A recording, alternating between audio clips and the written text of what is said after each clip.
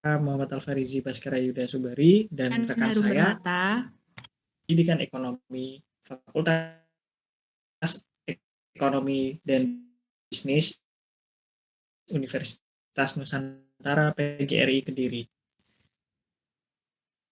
Di sini kami akan memaparkan hasil bab 11.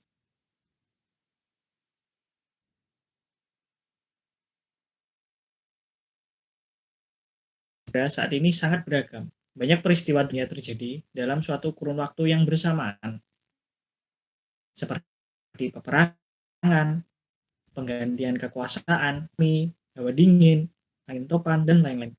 Serta gejolak ekonomi seperti fluktuasi harga minyak bumi, sistem perdagangan bebas, kerjasama regional, standar kualitas barang untuk masuk suatu kawasan, dan banyaknya hal lainnya. Saat Microsoft mencapai tingkat kemenangan di dalam pemasaran software dan perangkat lunak lainnya menghadapi suatu masalah. Setelah perusahaan, maka perusahaan akan mulai untuk melakukan penelitian terhadap masalah tersebut.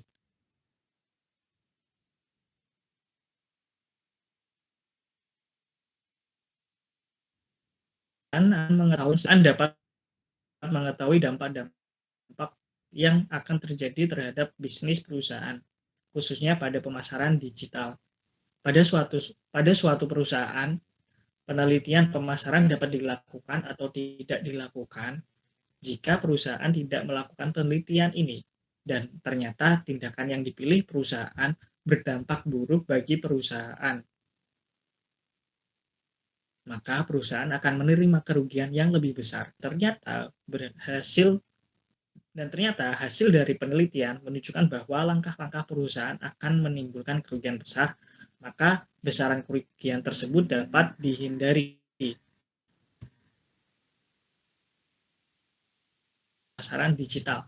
Secara umum, pemasaran digital perusahaan dapat dibagi menjadi dua bagian, yaitu permasalahan di luar perusahaan atau faktor makro, dan permasalahan di dalam perusahaan atau faktor mikro.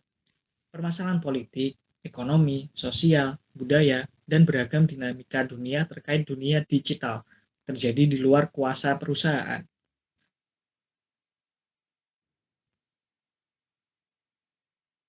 Sedangkan faktor mikro relatif lebih mudah dikendalikan oleh perusahaan karena terjadi di dalam perusahaan. Terhadap bisnis perusahaan, maka perencanaan penuh. Namun, jika faktor mikro yang mempunyai dampak akan dilakukan pada faktor mikro. Setelah urutan masalah disusun berdasarkan pertimbangan tersebut, maka perusahaan akan menggunakan pertimbangan lain untuk melakukan penelitian terhadap masalah-masalah tersebut. Pertimbangan-pertimbangan itu antara lain adalah A. Penelitian itu sulit atau mudah dilakukan.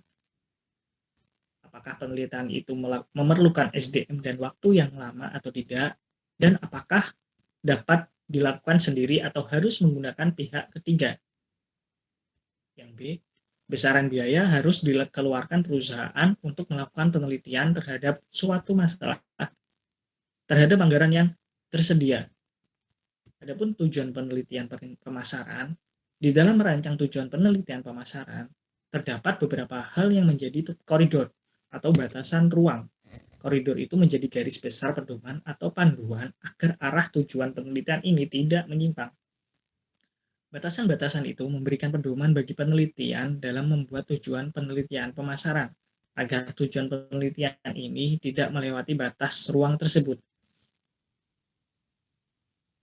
Berdasarkan tingkat penyelesaian masalah, tujuan penelitian pemasaran dapat dibedakan menjadi beberapa bagian, yaitu yang pertama, menyelesaikan masalah secara total, dan yang kedua, menyelesaikan masalah sebagian.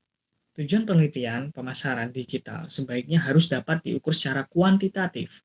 Pada umumnya, Perusahaan akan memerlukan data kuantitatif untuk membuktikan kepada pemegang saham bahwa perusahaan sudah melaksanakan kinerja pemasaran dengan baik.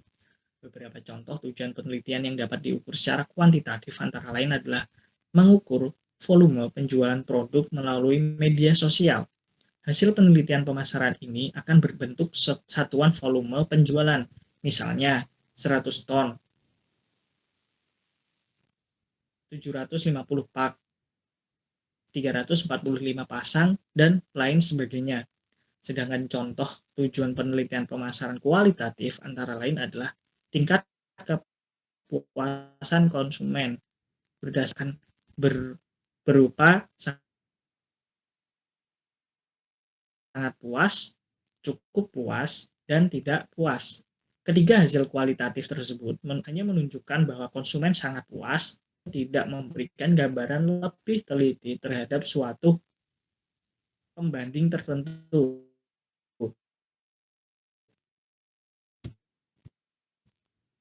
Perencanaan penelitian pasar digital juga perlu mempertimbangkan besaran manfaat yang akan dihasilkan dan penerima-penerima manfaat hasil penelitian. Oleh sebab itu, dalam melakukan perencanaan penelitian pasar digital, perlu diidentifikasi manfaat-manfaat yang akan dihasilkan sehingga tujuan penelitian yang dibuat menjadi lebih tepat sasaran.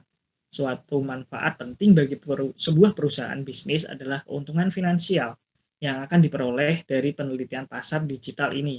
Keuntungan finansial harus tergambar dengan jelas, baik dalam hal sebagai manfaat dari hasil penelitian. Beberapa manfaat yang dapat direncanakan dalam suatu penelitian pemasaran antara lain adalah yang pertama, membantu SDM pemasaran untuk meningkatkan kemampuannya dalam menginterpretasikan fenomena-fenomena yang terjadi di dalam pemasaran perusahaan yang bersifat kompleks dan saling berkait.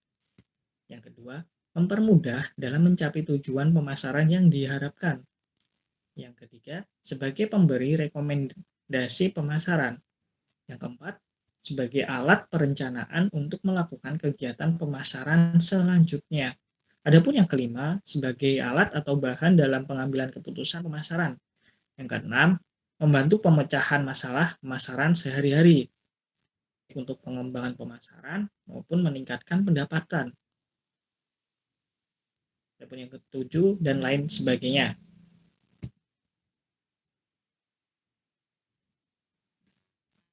Pada saat dilakukan perancangan penelitian pasar digital, perlu dibuat ruang lingkup penelitian.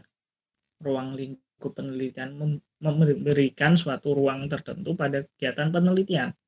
Ruang tersebut berupa batas yang tidak boleh dilewati oleh kegiatan-kegiatan penelitian. Penelitian itu dapat berupa konsumen toko online, produk-produk yang dijual di toko online, tampilan website atau akun toko online, dan sebagainya. Selama ruang itu masih di dalam koridor toko online, maka ruang lingkup penelitian masih terpenuhi. Beberapa jenis ruang lingkup penelitian antara lain adalah A. Ruang lingkup kebijakan-kebijakan atau peraturan-peraturan. B. Ruang lingkup wilayah. C. Ruang lingkup waktu. D. Ruang lingkup produk. E. Ruang lingkup jenis media digital.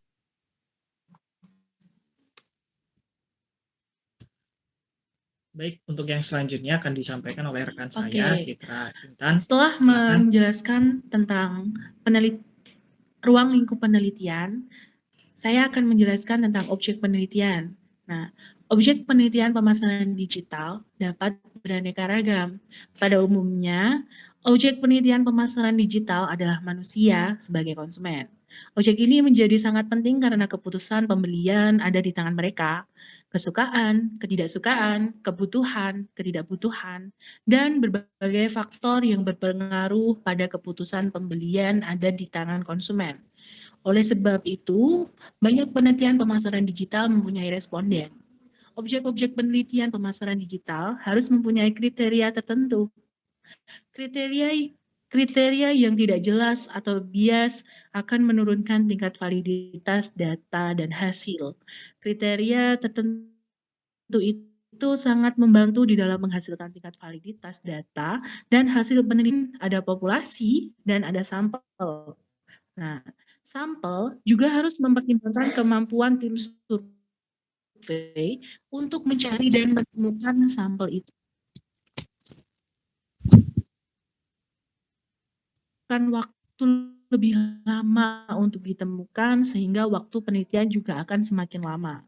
Nah, selanjutnya ada hipotesis. Nah, hipotesis penelitian pemasaran digital dapat tidak dibuat pada hakikat. Hipotesis atau hasil penelitian. Nah, setelah hipotesis ada sumber data. Sumber data ini memberikan informasi penting kepada perusahaan mengenai keadaan sumber data. Informasi penting tersebut kemudahan di dalam memperoleh data, jenis data yang ada, ke dalam data yang tersedia, lokasi sumber data, berada, dan biaya yang harus dikeluarkan untuk mendapatkan data tersebut. Selanjutnya ada metode-metode. Nah, di sini perencanaan penelitian metode yang digunakan juga harus dirancang dengan tepat dan teliti. Tidak ada perbedaan antara media konvensional dan penelitian digital. Perencanaan metode pemasaran ini juga metode penelitian terkait dengan ada metode yang membutuhkan biaya besar dan membutuhkan biaya yang lebih kecil.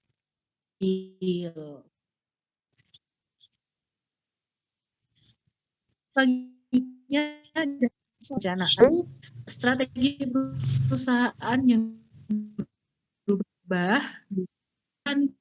Tiga, perubahan 4,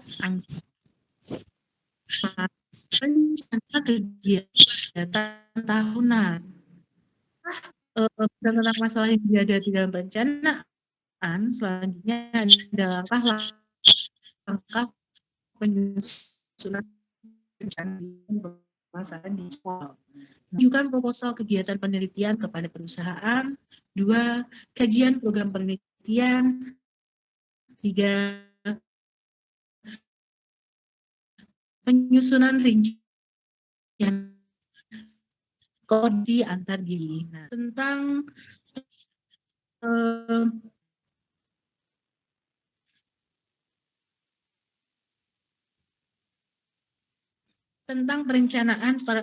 perencanaan penelitian pemasaran digital.